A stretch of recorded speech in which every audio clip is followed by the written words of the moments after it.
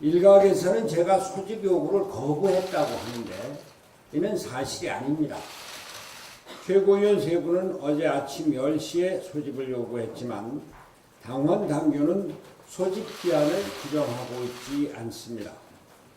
의원총회와 임시전당대회의 소집 요구에만 기한을 정해놓고 있습니다. 그리고 최고회의 소집 및 주재권은 당 대표에게 있습니다. 당 대표가 소집을 하지 않은 임시 최고위원회에 당 대표가 출석하지 않았다고 하는 것은 잘못입니다. 저는 당 대표로서 세 분 최고위원회 소집 요구에 따라 오늘 임시 최고위원회를 소집하게 된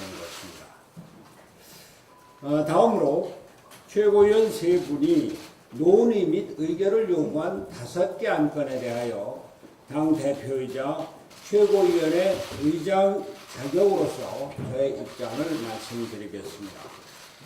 먼저 지명직 최고위원 2인에 대한 임명철회권과 또 마찬가지 이유로 제안한 정책위 의장, 사무총장 임명철회권 그리고 당헌 유권 해석권 등은 이미 지난 2일 하태경 최고위원께서 이와 관련해서 법원에 소송을 제기한 것으로 알고 있습니다. 지금 법원에서 소송이 진행되고 있어서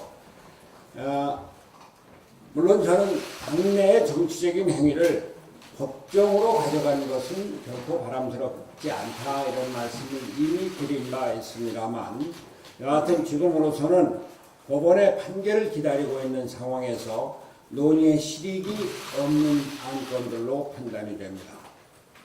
다음으로 4월 3일 보선 당시 연구원 여론조사 관련 당내 특별조사위원회 설치권은 이미 지난 20일 제98차 최고위원회에서 당내 독립기구인 당무감사위원회에 당무감사를 요구한 만큼 감사 결과를 지켜보도록 하겠습니다.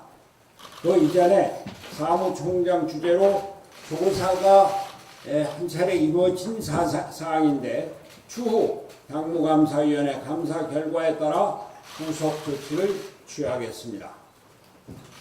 또한 박지원 의원의 발언에 대한 당내 심상조사의 설치권에 대해서 저는 이미 사실 무근이라고 분명하게 말씀드린 바 있습니다. 발언의 사실 여부에 대해 우리 당이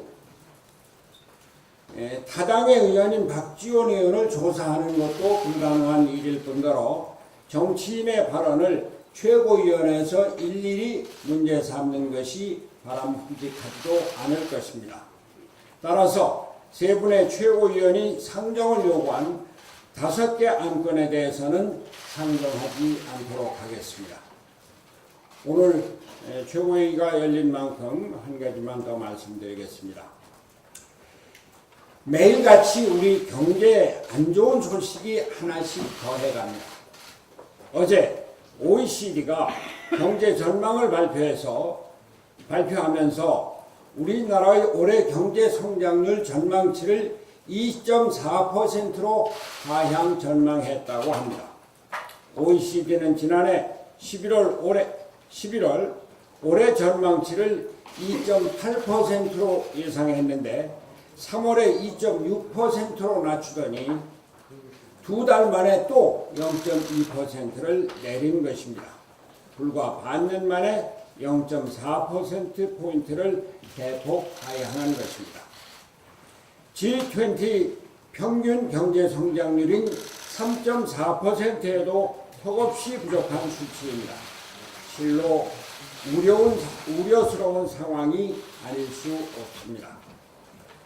특히 우리는 OECD가 한국 정부가 해결해야 할 중요한 과제로 노동 생산성을 꼽은 점을 눈여겨보아야 합니다. OECD는 한국의 노동 생산성이 OECD 상위 50% 국가의 노동 생산성의 절반임을 지적하며 생산성 향상이 필수적임을 강조했습니다. 무엇보다 상대적으로 저조한 노동 생산성이 급격한 최저임금 인상과 맞물려 우리 경제에 더 큰 악영향을 미치고 있는 점이 문제입니다.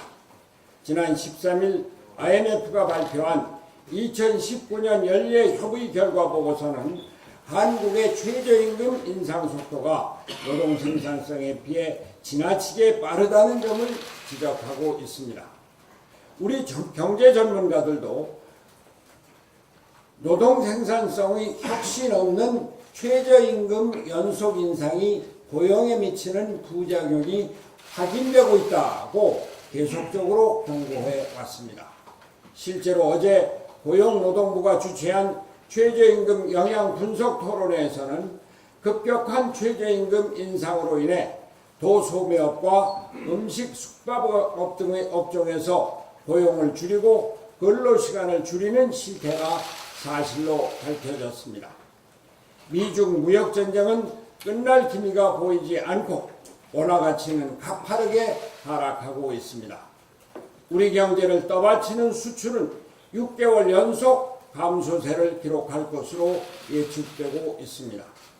한때 세계 5위였던 자동차 생산량은 작년에 멕시코에 뒤져 7위로 되었으며 차이는 더 벌어지고 있습니다. 모든 산업이 경쟁력을 잃고 있습니다. 살얼음 판과 같은 경제 상황 속에서 문재인 대통령과 집권 여당은 이제 정말 각성해야 합니다. 경제를 정치로 어지럽혀서는 무너져가는 우리 경제를 절대 살릴 수 없습니다. 실패한 정책에 대한 맹목적인 낙관론은 이제 우리 국민 누구도 믿지 않습니다. 지금은 언론 탓, 재정 탓을 할 때가 아닙니다. 시장을 중시하고 기업의 활력을 돋우는 실천에 나서야 할 때입니다. 소득주도 성장 정책을 폐기하고 시장 경제주의로 경제 철학과 정책을 바꿔야 합니다. 최저임금을 동결하는 한편 강력한 노동개혁을 실시하여 경제 구조를 개혁해야 합니다. 기업이 마음 놓고 투자하고 활동을 펼쳐나갈 기반을 만들어주는 것이 경제를 살리는 지름길임을 문재인 대통령은 명심하기 바랍니다.